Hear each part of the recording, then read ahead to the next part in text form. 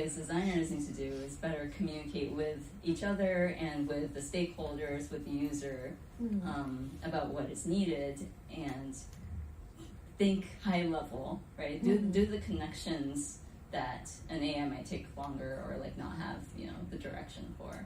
So creative direction.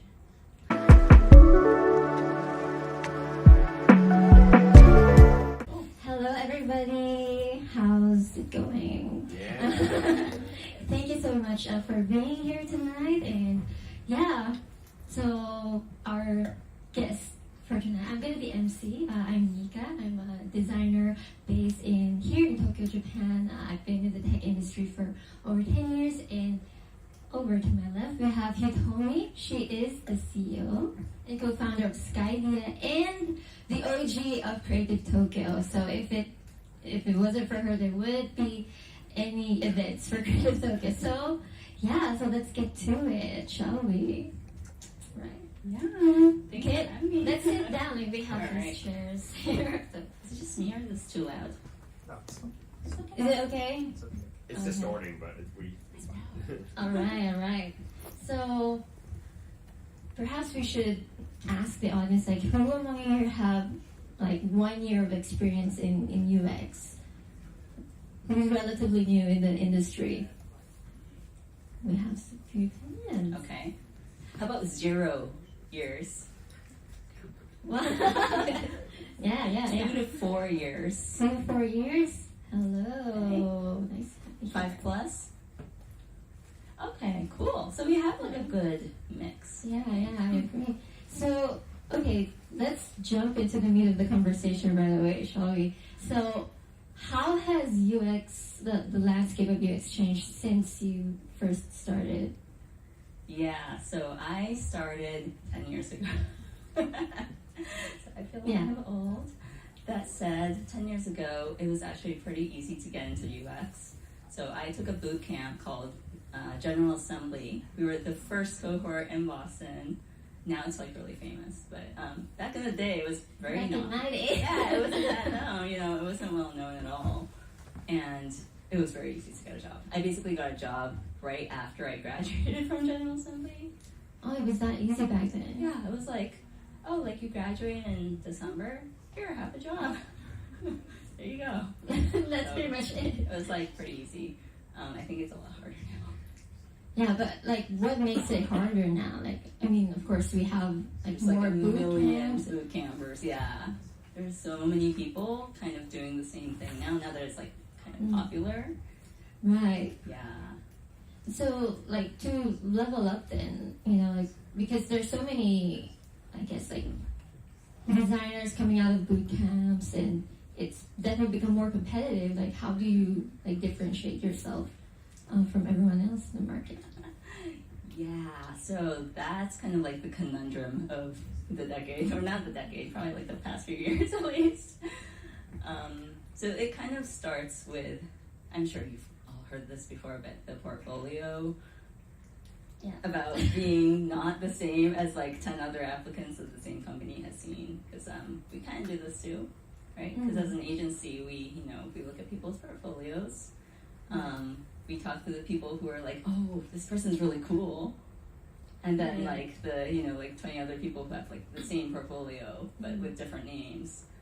Like, how do you tell? How can you tell if it's like a template portfolio? You can tell when it always has like the same either Google or like some other bootcamp course thing. When it has the same like name attached to it, like you kind of start assuming, oh, it's the same content, and it usually is. So if you follow the formula to a T, like it shows that you can like follow directions, but it doesn't show that you're different. So something to think about. And I'm not saying there's one way to be different. I'm just saying it needs to be not the same as everybody else at bare minimum. Right. Well, okay, then I guess I can share a bit of how I got my first UX job. So, unlike Hitomi, I pretty much studied on my own. So I didn't drop some thousands of dollars. 10 grand for me. I didn't drop that. I prepared my wallet a career transition. But yeah, in my case, like the way I landed my my UX job is that I tailored my portfolio to my background. So I started off as a software engineer. I was doing embedded software development, and the way I crafted my portfolio was I made my case studies more like self-initiated projects. So I tried to identify problems in my workplace that I think, okay, this problem, perhaps I can create a case study out of this problem. And I think that pretty much helped me stand out in terms of when I was applying for jobs, because the case studies that I was presenting was unique to my situation, and it was at the same time also relevant to my background. So I think, yeah, your point stands.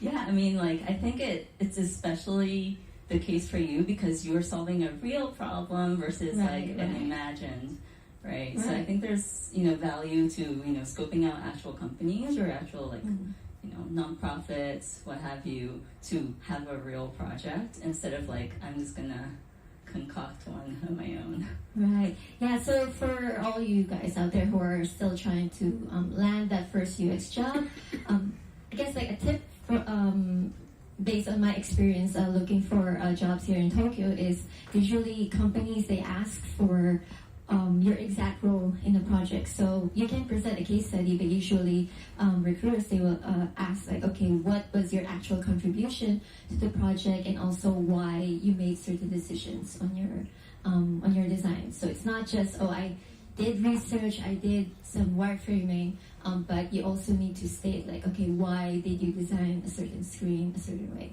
So I think that would make it more realistic and more appealing to whoever's looking at your portfolio, because it shows that you are being strategic as well with your design, and so let's move to further up the ladder.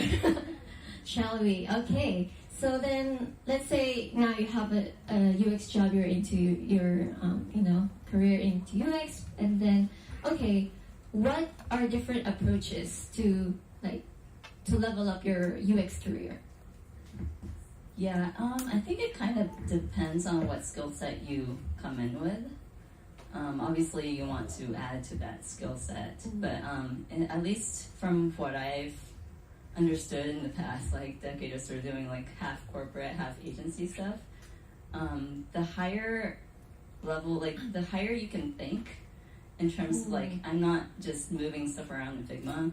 I'm thinking of the overall overarching strategy, even thinking about the business. That has immense value versus I'm gonna push stuff around pixel pushing or chances are your user is not even gonna notice. I guess in my experience that really is a big deal, especially when you're dealing with people who are not necessarily designers, because when you talk to your co-designers in the team, they're like, oh, okay, I get what you mean. But then if you're talking to someone who's, let's say, from the marketing team, they don't really get it. You can say, oh, there's so much white space in that area of the design, and they're like, what is white space? They don't know what it means, and so you have to explain it to them. And in my experience, the further up you go, the more valuable your communication skills are, and also your persuasion skills, so to speak, because you're dealing with. I'm just gonna say it. You're dealing with a lot of ego sometimes, especially in corporate. Trust me, I know. I know the experience. I know the pain. No, but kidding aside, so. The way you explain your work to people, the way you explain your designs, and to make it understandable even for the layperson, could really go a long way. And so, apart from that, what other approaches? For example, what if I want to become good at a certain niche or good at a certain let's say skill set of design, I want to become really visual, I want to be an expert in that. What are the pros and cons of like going deep into a niche or going deep into a certain skill? Oh, like specialization versus Right. generalization.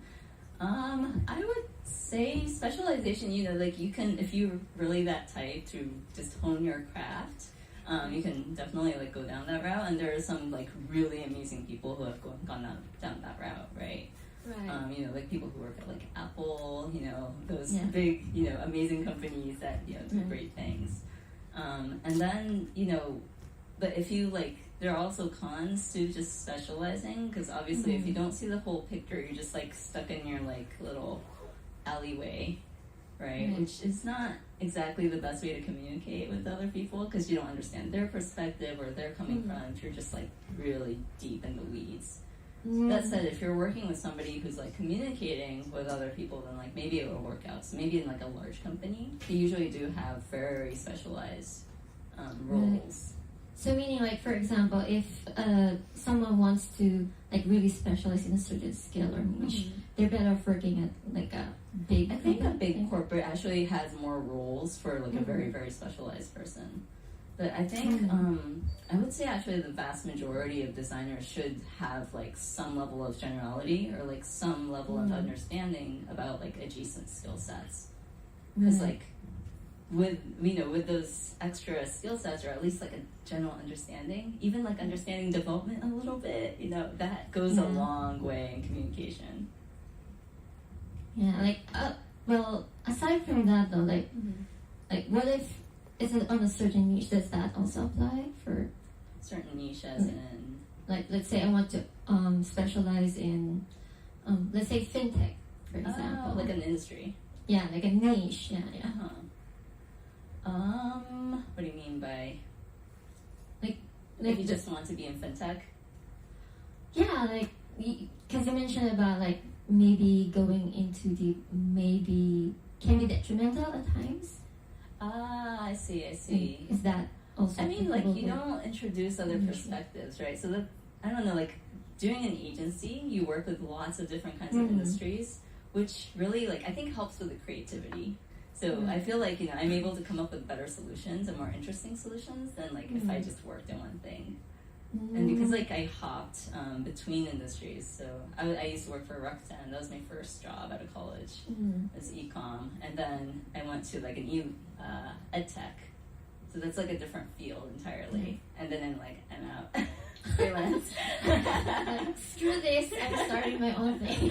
Yeah, I mean, like some people work better in corporate structures, others don't. Like, how did you know? Like, was there like a sign? Like, oh, I don't want to be here. Yeah, so towards the end of my second job, I was a UX designer. I was the only designer. I had done all the designs up to a point where development was like, we have 3 years of work now. We don't have any more things to do. And I like sat there for a couple of months, like, okay, I'm gonna learn I'm gonna hone my skills. So I honed my skills in company time, and I felt bad. And after a while, I was like, okay, I gotta get out. So I got out. Like, bye guys. Wrote my runway, wrote my Excel sheet called Not Starving, counted the money. Not starving. And I jumped, yeah. It all worked out, right? Yeah, it's fine. When there's a will, there's a way, I think. You heard it from her. I'll find a way. Yeah. Well, I kind of relate to what you just said, like jumping into like different niches, because I've done the same. Although I'm more of like an in-house designer, but I've dabbled with different niches as well.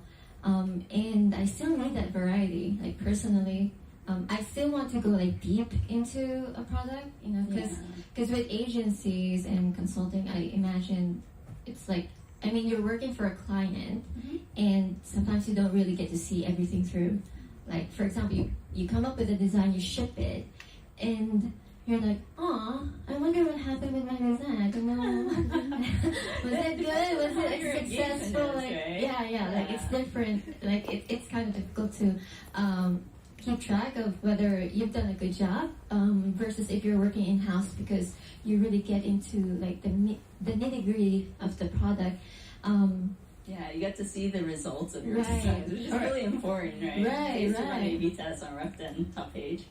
Right. Yeah, so I'm like, you will know your result, because if you have to shut your test down because it has bad numbers, like you will shut your test down. So you really get to have that feedback, right? Yeah, no, it was really cool because it's like, oh, GMS went down, like sales volume went down Right. because of my test, or it went up because of my test. Like, yay or nay, Right. you know?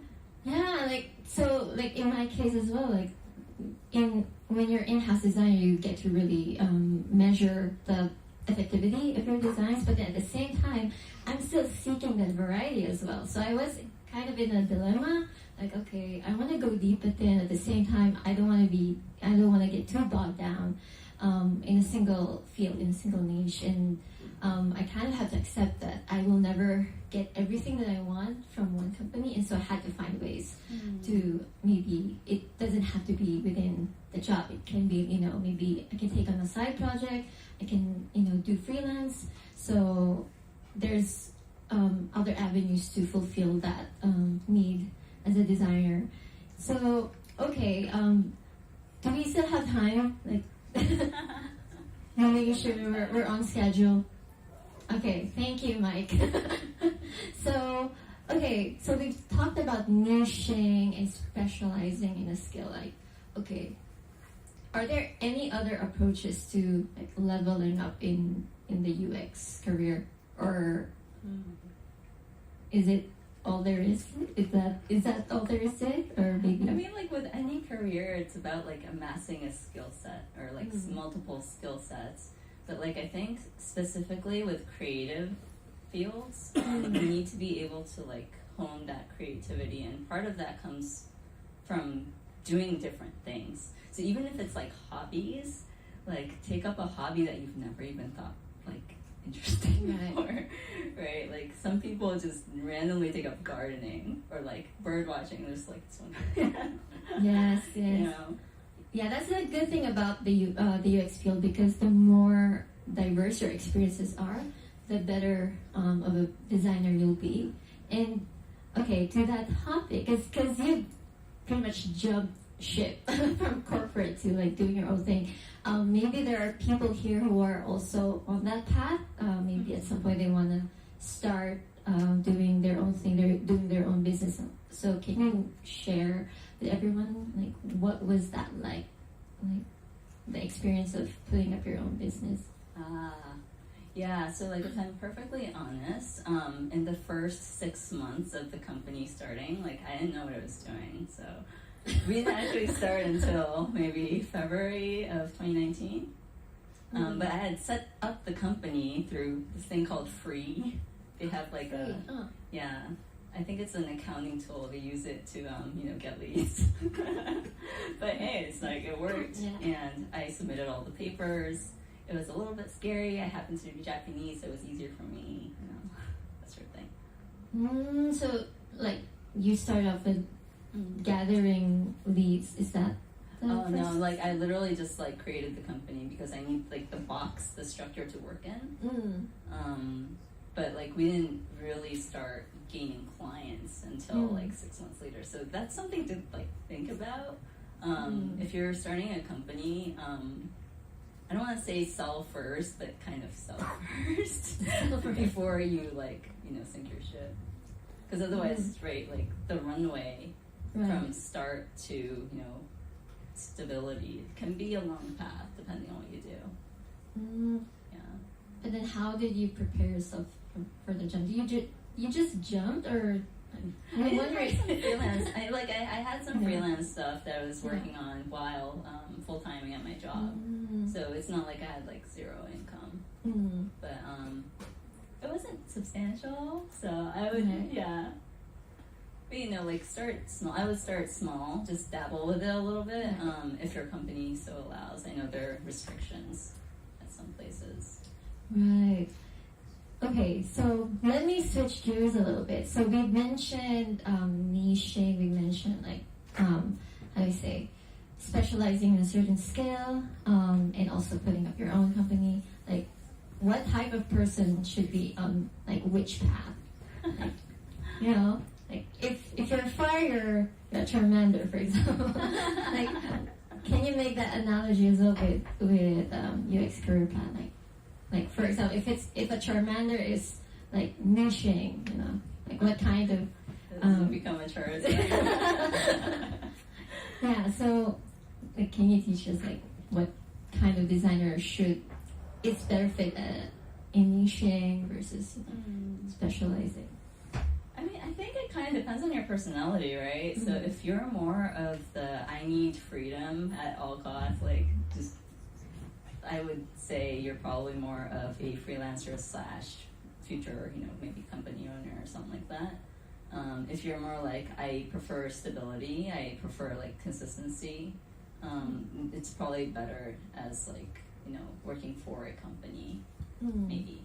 But I think like I wouldn't limit myself just because what you learn during your career is almost like as impactful as like, you know, what you think it is, right? Like I would say, you know, you're discovering your career.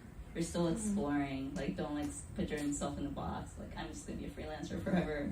Maybe not, right? Right. Yeah. It's exploratory. Right. So perhaps I think we can like wrap up the discussion. Like with the AI takeover, I know ChatGPT is like, well, I use it in my job, so cannot really complain. But what are timeless ways that you can level up? You know, like it doesn't matter which era you become a designer. It doesn't matter if you become a designer in the 1980s. It doesn't matter if you become a designer in 2050. Like what are like timeless skill sets that a designer should have, should build to like level up as a UX professional? Yeah, so frankly, I'm just gonna say strategy and communication. Like if you have those two things and you're able to do really well at it, then I think you can beat the AIs. Because you're like at the end of the day, what are we doing as designers? We're designing for people. And you're designing, you know, things are supposed to improve people's lives, I hope. There's hope. AI won't win. I mean, like, I think AI is going to take over all the, you know, pixel pushing. I think, you know, it's on fast track to that. Right. So what, you know, we as designers need to do is better communicate with each other and with the stakeholders, with the user, about what is needed and think high level, right? Do the connections that an AI might take longer or like not have, you know, the direction for. So creative direction. Okay, you heard it from her. Is there like some kind of like exercise that, you know, a designer can do to hone that skill? Because I imagine, for example, if you're a newbie UXer, like you don't really get to be in those meetings right away, right? Unless you're kind of a senior in the company. Like, is there a way that they can hone that even if they're not yet in those conversations, even if they're not included in that like strategy work? Yeah. I mean, like, if I were pretty new and, you know, it's like a large company or something, I would at least like push to be included in the meeting so you can see what's going on and like try to observe and learn from there. Otherwise, like, I think it might be good to just do your own project with, you know, like a MPO or like some small business and try to do some strategy, like get some actual practice with it. Because at the end of the day, it's communication with another human being, right? Yeah. Hands on. Just do it. Just do it. I know what's stopping you, right? Yeah. Oh, I think we can wrap up and proceed with the Q&A. I'm pretty sure the audience has some questions they would like to ask Hitomi, maybe me. So yeah, I think we have Ashir to help us facilitate the questions. So if anyone has a question, please raise your hand and... So let's start from Sax.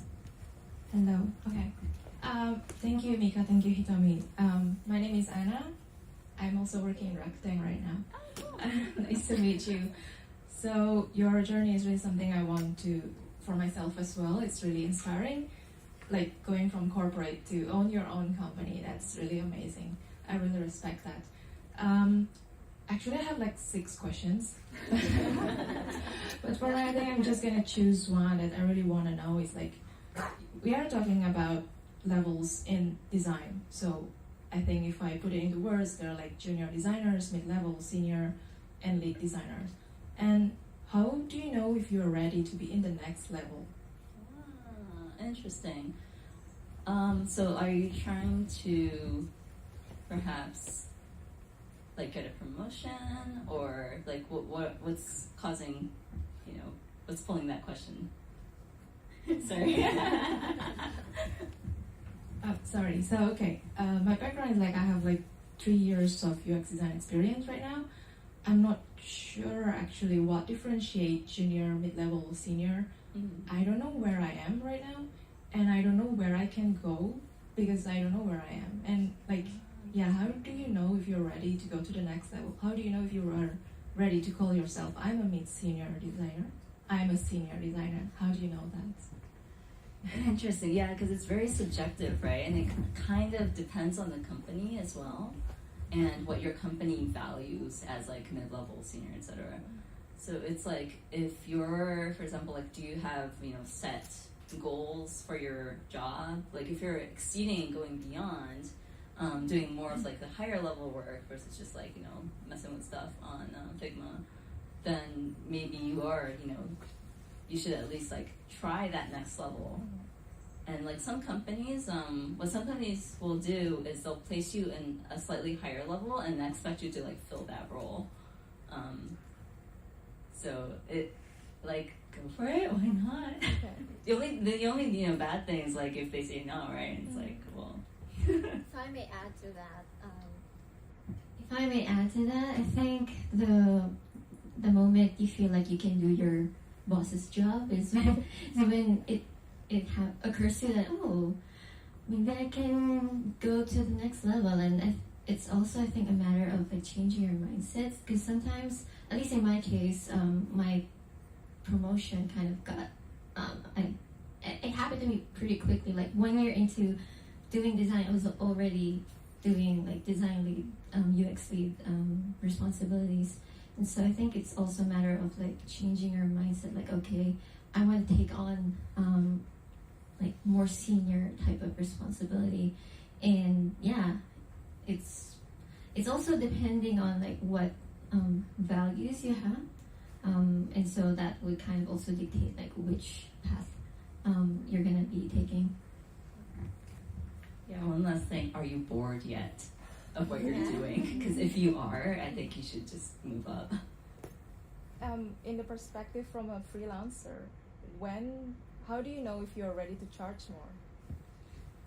You should charge more anyway. anyway, yeah.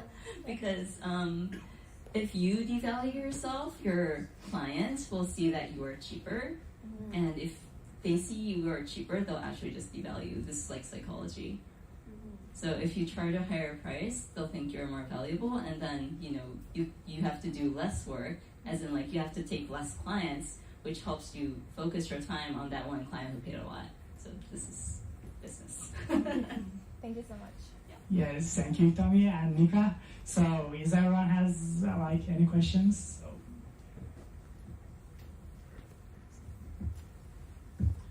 Hi, thanks. Good chat.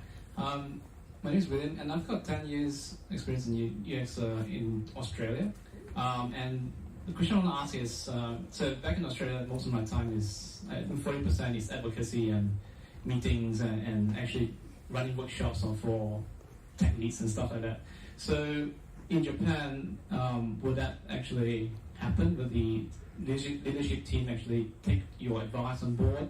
Like, for example, I can go up to them and say, okay, this is all the analytics I had for the last product cycle, and they'll say, okay, we need to include that into the next iteration or whatever. But just wondering if that will work in Japan. Thanks. Thanks, William. I'm gonna say it depends on your company and the level of design maturity your team has. Maybe Mikah, you could just do that. Yeah. If usually the higher apps, they usually need data to back up whatever design decision that so in my experience, so perhaps I can tell the story. So I was creating this homepage for an e-commerce website, and we had data that customers weren't really into like the fluff, like the marketing content, and they just wanted to buy the products. And unfortunately, I got into a friction with some of the teams. They wanted to feature this certain story on a homepage, and I was like, no, because we have data that this isn't resonating with our customers. And so like what I had to do was kind of like ask the question back to them, because I thought like, okay, if we're gonna feature this, are you okay with selling less products? Because it turns out that if we feature this content more prominently, then we would lose some profit. Are you okay with that? You know, and so that kind of basically putting the ball back to their court and letting them decide like, okay, if we're gonna do a certain way, then we'll lose profit. In my case, it was either we feature that or we lose money. And of course, companies will choose to have more money, right? And so in the end, I kind of got my way in that way, in that regard. So it's a matter of like framing your question. So you kind of have to feel how people operate as well, because usually sometimes sometimes they would ask like, okay, do you have data to back up whatever your claim is? And usually if you have data, they'll be convinced. But then sometimes teams, they have their own objectives, and so as a UX designer, you have to also understand how other teams operate, because you're always going to be in meetings. For example, especially if you're already a lead designer, you're going to be in meetings as the professional, and you have to come in there like from a UX perspective. And for you to be able to communicate properly with those teams, you have to understand where they're coming from. And so that's my take on it. Hope that helps. I guess like one comment on that, if your entire team and your company are aligned on a single goal or multiple goals, whatever, then it is definitely easier to like push your case through, because it's like, does it align with X goal? Yes or no? There's only, that's one way to avoid the friction. Remind them. So, by the way, guys, we want to make money, right? Yeah, make them choose. Thank you very much. So we have time for 2 or 3 more questions. Yes, please. Hi, thank you for the talk. I really enjoyed it. I'm Mizuki. I'm also working for LinkedIn, and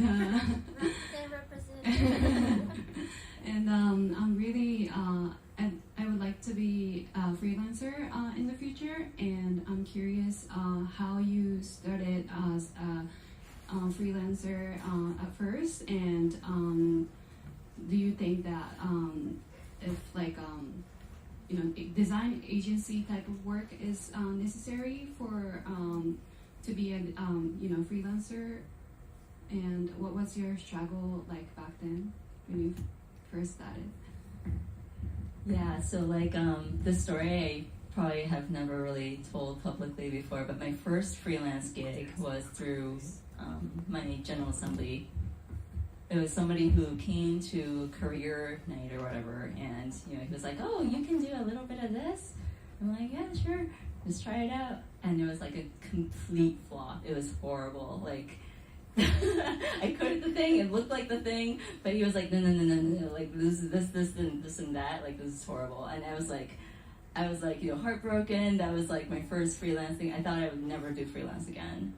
But after I recovered kind of from like that trauma, I was like, you know what? I still want to just do my own thing. So I actually got my second one off of AngelList, I think. Or like, it was Co-Founders Lab. So there's a site where I guess entrepreneurs are trying to look for co-founders or partners to start the company with. And this guy randomly reached out to me over Co-founders Lab and was like, "Hey, you seem interesting. I'm looking for a designer. Can we talk?" And I was like, "Oh, yeah, sure, whatever." And that was kind of my first actual successful design freelance thing. So part of it is like, it wasn't paid that well, to be totally honest. I didn't know what I was doing. But part of it is just like getting started, right? Like you have to explore, like expect yourself to fail, at least like for a little while, until you start getting the hang of it. Like, oh, this is how I'm supposed to talk to clients. Like I'm not supposed to like drag it on. I should have to have a timeline, like all this stuff. They're all realizations for me after trying it. So like if you take away anything from this thought, it's just like just try it, because you'll never know what happens. But yeah, that's kind of, I don't know, how I started my freelancing.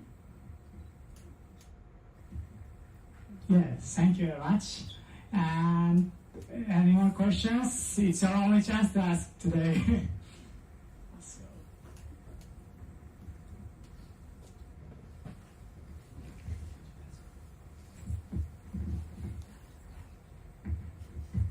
Hi, my name is Dai. So you work for Rakuten, and I know like companies like Rakuten, they have like BI to set up so that you can make like data-driven decisions. Like how, like if you don't have like project that has proper like BI tool set up, like how can you prove to yourself that like you can make, like you can work for, or you can work in like those kind of like company, like the company that has to make like data-driven decision.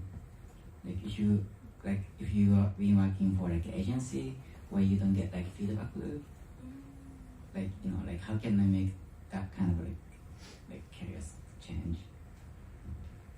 So do you want to be working with more like data-driven projects? Yeah. And you haven't been like taking a lot of, you're not able to take data. No. How about like some usability testing, guerrilla testing, not ask your friends and family because they're too nice. Like that could be a start, right? Like it's more difficult when you're unable to take any kind of analytics.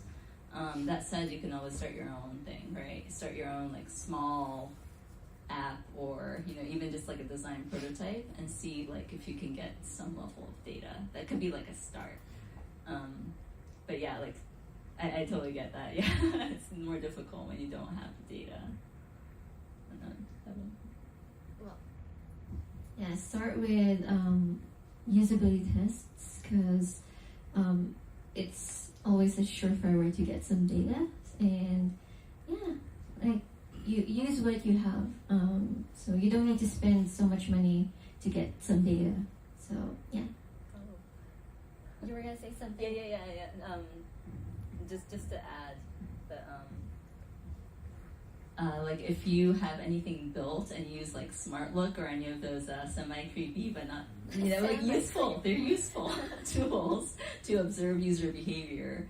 At least that's like some concrete stuff that you can look at, even though it's not like really good hard numbers. You can also do markups, like heuristic markups, audit, and you don't need to hire someone to do that. You can do that yourself, and you can draw some data. So yeah, especially if you already have something out and you need like a direction how you can move it forward. So that's another method that you can employ. Thank you. So we have time for one more question, if you have any. Where? Yes, please. Hi, my name is Kevin. Thank you very much for your talk today. I wanted to ask you, you talked about adjacent skills for design. Could you give us some examples of some adjacent skills? Like development, Okay. marketing. Okay. All right. That was my only question. Yeah, I mean, like, I'm not saying you should just, hop over to an entirely different skill set and go all the way in, but like, have a little bit of exposure, or like a little bit of self-learning, that sort of thing, just to like understand that perspective. Yeah.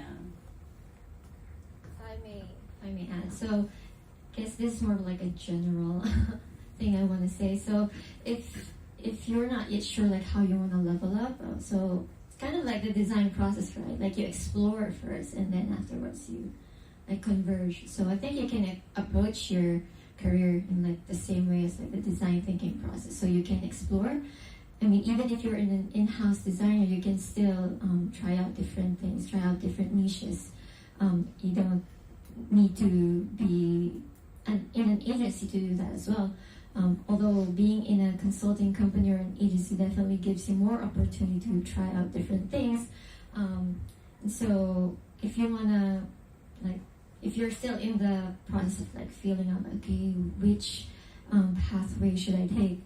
And so it's kind of like combining where your curiosities lead you and the values that you hold. So if, for example, flexibility matters to you, then maybe freelancing could be a good path to do that.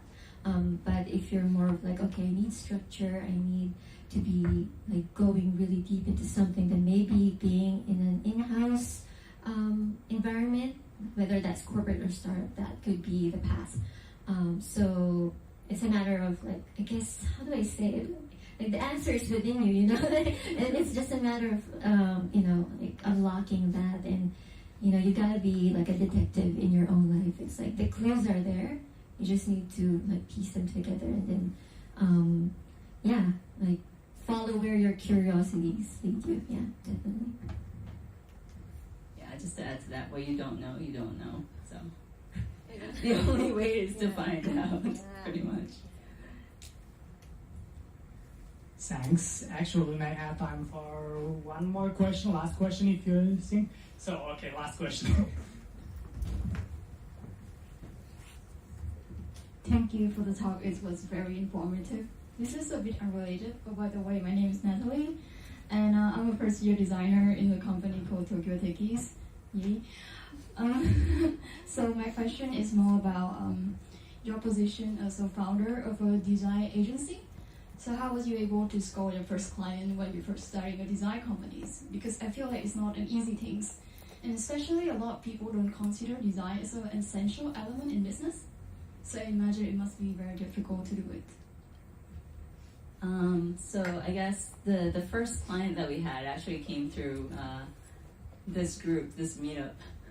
So when we started, we were doing much smaller meetups, and it wasn't like super popular or anything. And somebody came up to me and said, "Hey, I'm like looking for a designer," and there we go, first client. So one way is just networking, right? Just meeting people, and I think it worked out well for us because we were the ones like hosting this thing. Yeah. Sorry, what was the other question? But like design being value of design. Yeah, the value of design in business. Yeah, because I think. At the end of the day, it's like design thinking and like drawing out what people are thinking through like workshops, discovery, that sort of thing, and aligning, right? So if you think about it, I feel like design thinking has become like kind of a buzzword and a popular go-to thing, but I think at the heart of it is just being able to communicate better. Being able to communicate clearly what people need, what people might need, understanding that some of these things might be like complete assumptions and are not proven, therefore you gotta go talk to the people, right? It's all communication and understanding each other. So I think that's, right, that's why it's good for business too, because if you understand your user better, you can serve them better and get more money, so that works out. Value of design? Well, for me, like it's kind of how I explain my design to people who aren't designers. So I always explain it in a way that's gonna be addressing the problems that they want to solve. So, for example, management, they want obviously to make more money for the company. So I would present my design in a way like, okay, because we put this element in a certain way, this would be more, for example, visible to the customer, which means that they would likely click on it and then they would buy. So it's not like, oh, I design it because of, alignment looks good. Like, you cannot be really too technical. And so that's how you kind of communicate like the value of design. So it's not necessarily like, oh, design thinking, but more like speaking of design in a way that's going to be solving the problems that each team in your company has. So, yeah, like Hitomi said, communication is key.